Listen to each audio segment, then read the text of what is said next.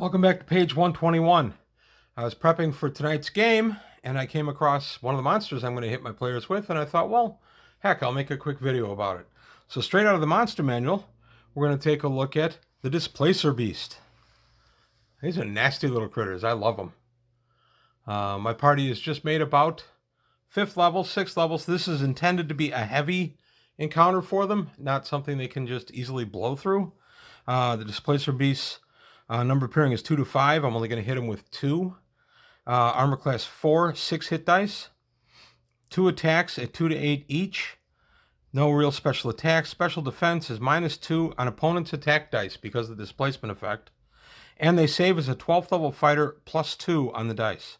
They are semi-intelligent, neutral, and alignment is, or size is large. Pack of these monsters always contains only full-grown beasts. The molecular vibrations of the Displacer Beast are such that it always appears to be 3 feet, left, right, ahead, or behind of its actual position. Thus, these monsters always cause opponents to subtract 2 from their attack dice rolls and add 2 to the dice rolls for saving throws. These fierce creatures hate all life, but they particularly hate blink dogs. In combat, the Displacer Beast lashes out with its 2 tentacles, inflicting horrible wounds with the rough, horny edges of these appendages. And the description is the vaguely puma-like creature is bluish-black, its tentacles are dead black, the horny edges of the tentacles are brownish-yellow, and its eyes glow a hellish green. And as you can see, it has 1, 2, 3 limbs per side, so 6, plus the tentacles that come up out of its shoulders. So these are pretty formidable. So at armor class 4, -2, so the equivalent of armor class 2, that's pretty formidable armor class for 4th and 5th level creatures, or characters rather. 2 attacks per round, 2 to 8 each. Okay, that's not bad. This particular group I said is 4th level. They're actually, I think, more like 5th. So I'm going to have them face 1 Displacer Beast, and then the 2nd Displacer Beast will come in as a separate encounter right after the 1st. I'm not going to hit them with both together. I'm expecting it to be a bit of a combat, and I'm expecting I'll get a little bit of damage, but I don't think this will be anything other than, hey, we fought Displacer Beasts. Now, I love Displacer Beasts. They're one of my favorite monsters out of the monster manual, but I felt always they were a little underpowered. They're cat-like, yet they don't get a claw bite routine with their regular paws.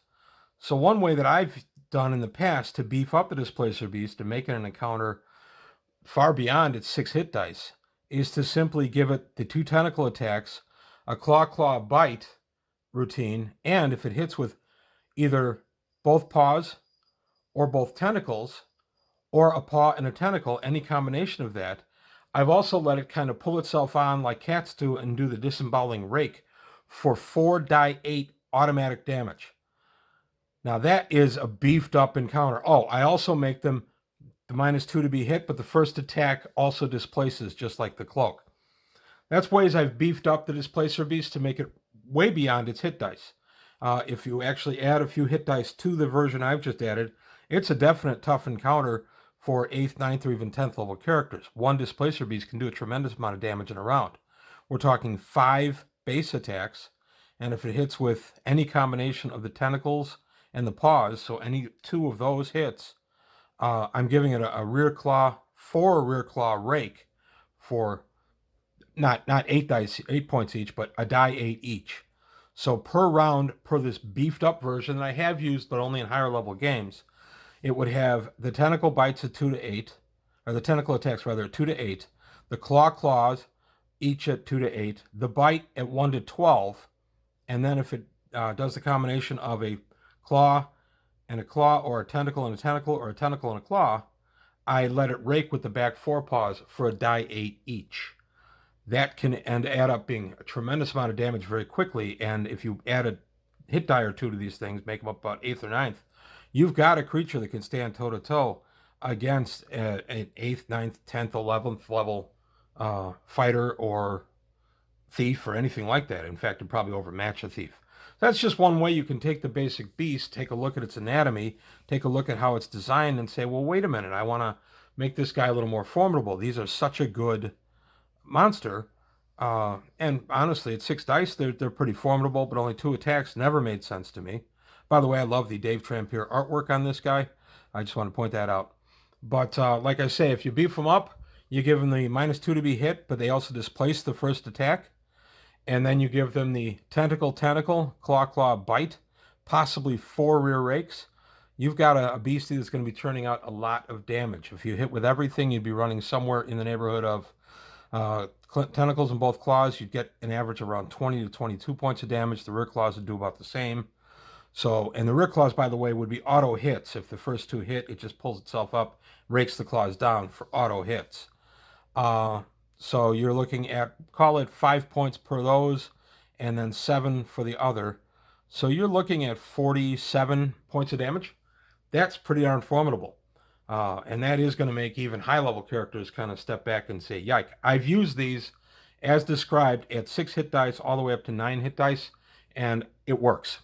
So what I'm describing absolutely works and makes this beast something that the players actually still fear well up into the medium to upper levels.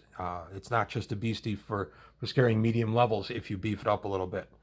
So I always thought the Displacer Beast was a wonderful creature. I always thought it was kind of underrepresented in its combat. Now, that being said, the one I'm playing tonight is going to be as written.